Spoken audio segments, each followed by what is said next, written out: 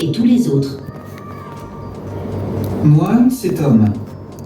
Je suis né aux États-Unis, mais je vis à Madagascar. J'ai 31 ans et je travaille dans un bar. J'adore la musique, toutes les musiques. Le rock, la techno, le rap. Mon rêve, c'est d'aller à Paris pour la fête de la musique le 21 juin. Je m'appelle Céline. J'ai 24 ans. J'habite à Québec, au Canada. Je suis étudiante en architecture.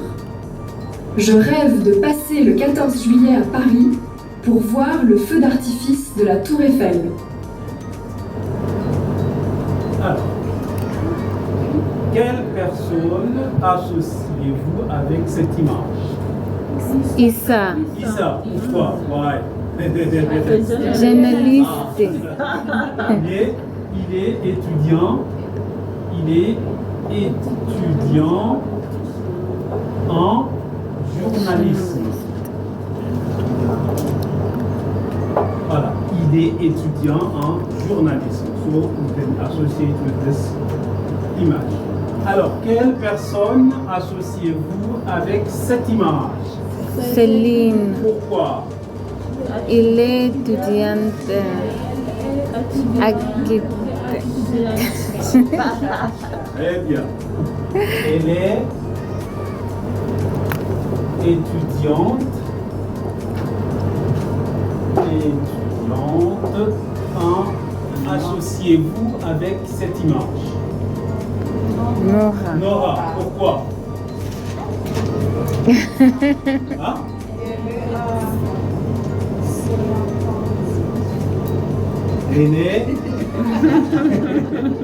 Elle est médecin.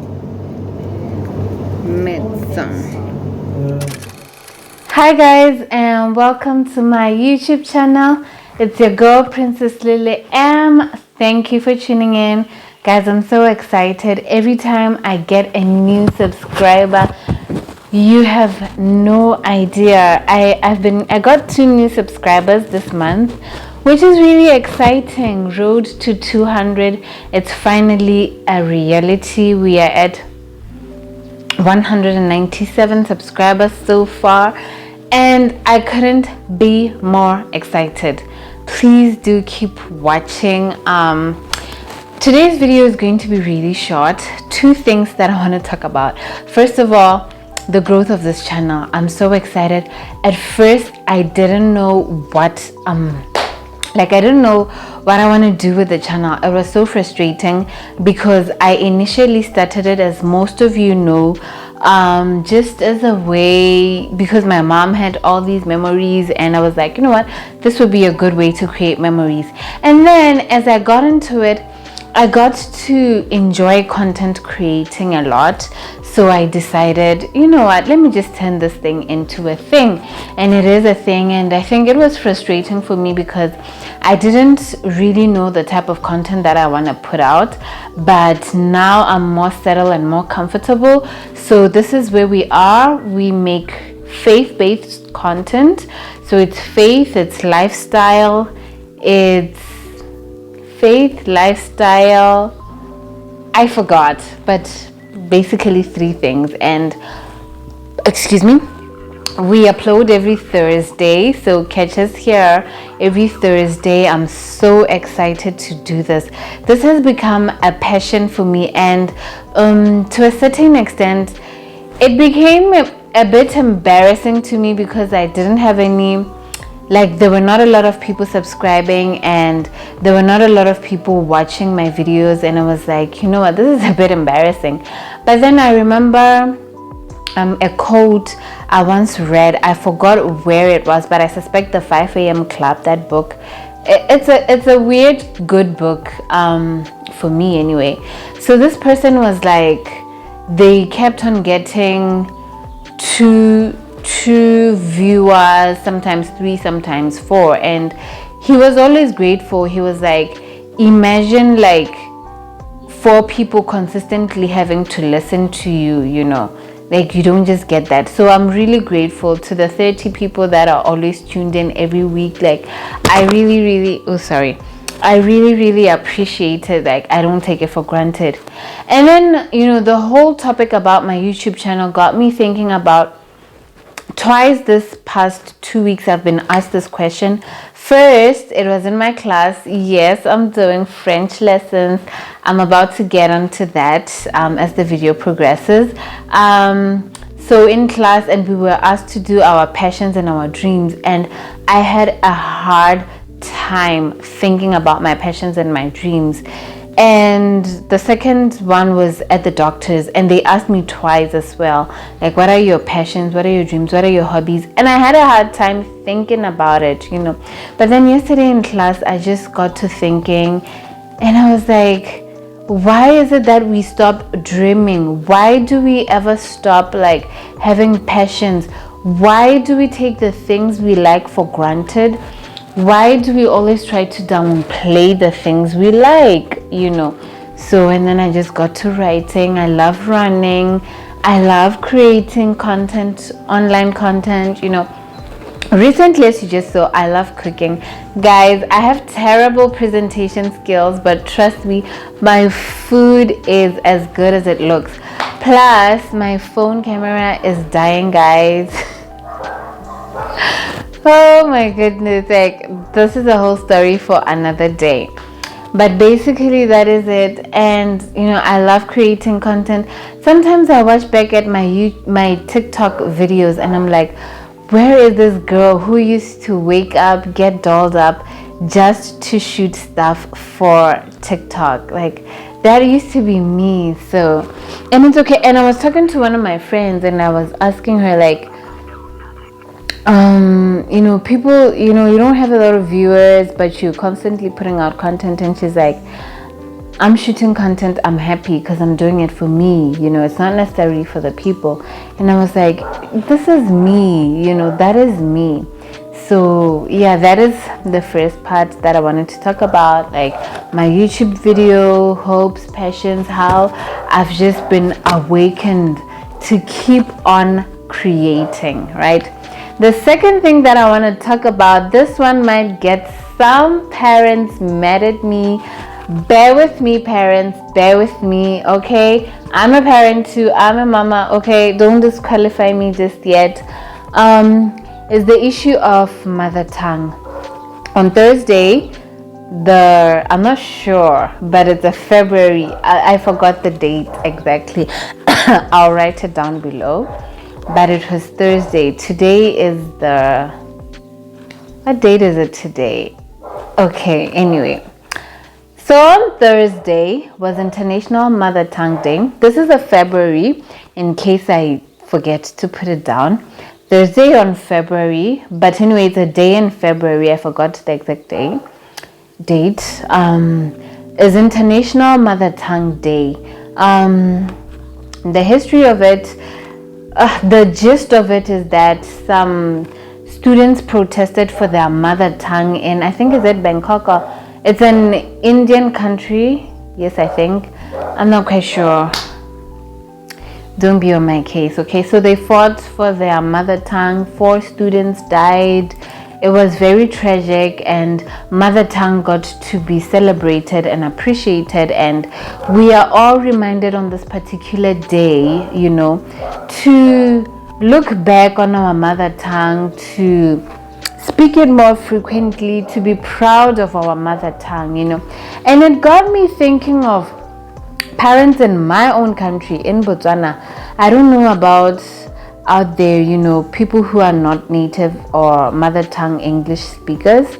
Mother tongue, basically this is supposed to be the language of your mother, or where you originate from. It can be your father's language. Basically, we all, I think, take the paternal descent, which is our father's side of the family. This is the one which we normally, or in Tswana traditional culture, you relate with your fathers, or you are described by your father's, you know, side of the family. So mother tongue would be referring to the tongue of your father, to the language, right?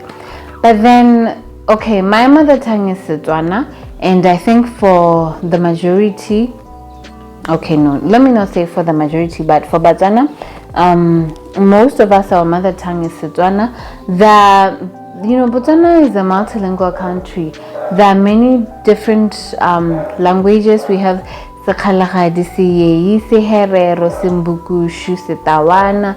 We have all these different dialects of Setswana. We have Sekwena, we have Sekhatla, Sengwatu. This is all Tswana, different dialects. And we should all take pride in this. What pains me nowadays is that it seems like parents don't want to teach their children mother tongue. And it seems like we're all attributing it to, no, they're struggling, no, they're having trouble comprehending both Setswana and English. No, anyway, Setswana is not going to benefit them in any way in the future. And I'm like, Setswana is really dying, or mother tongue here in Botswana is really dying. Is this, like, have we as a generation really thought about it? Have we thought about losing our culture, as diverse as it is?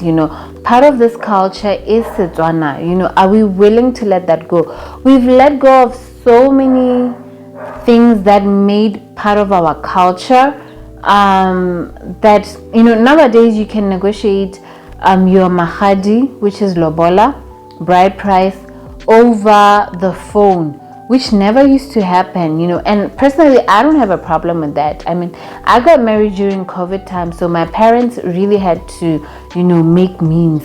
What I'm saying is that so many things are being let go, and do we really want our language, our indigenous languages, to also go with them? Because let's think about it for a moment. If we're not teaching our children our languages, where do we expect them to learn them from?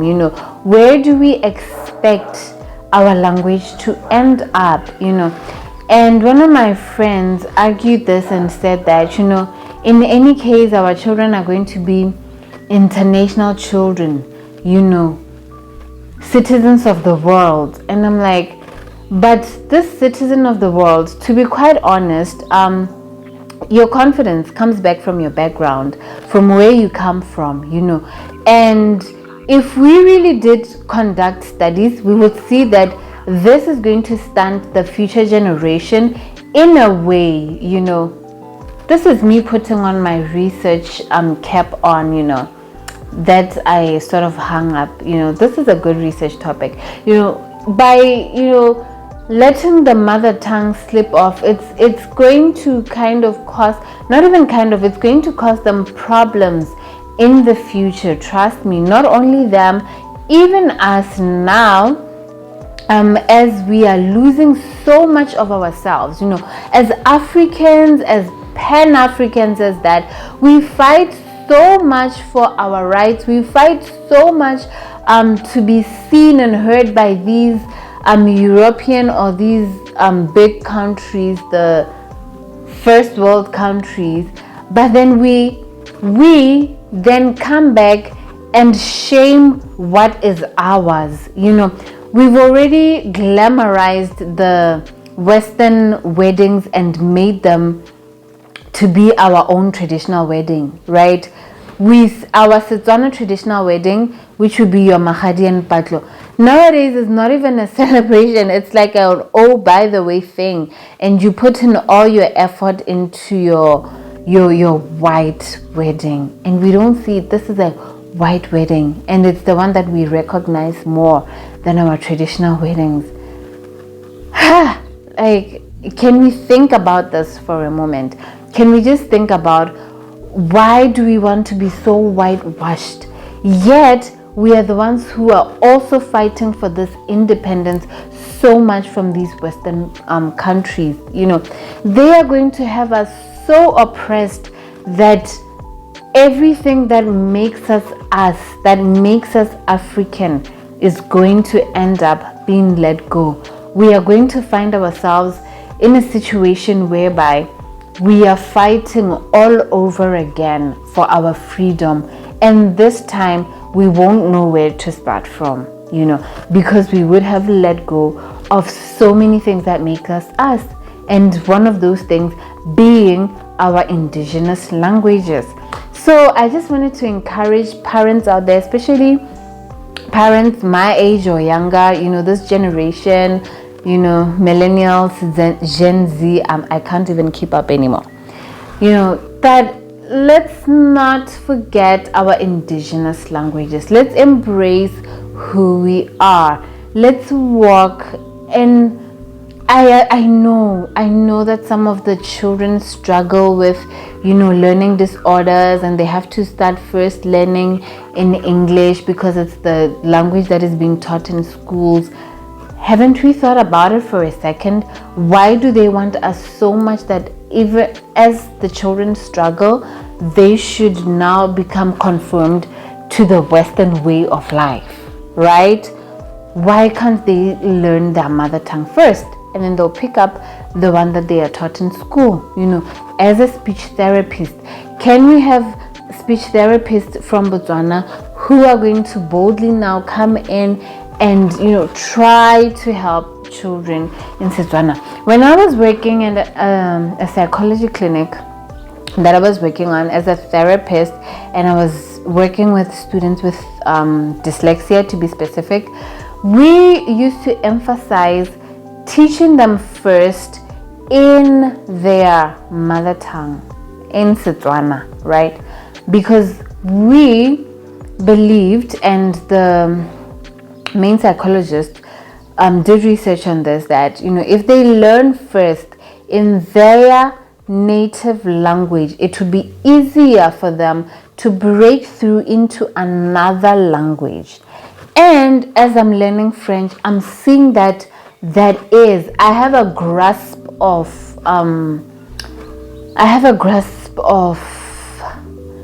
language knowledge. Since I now speak Setswana and English, I am able to now translate this to my learning French. You understand?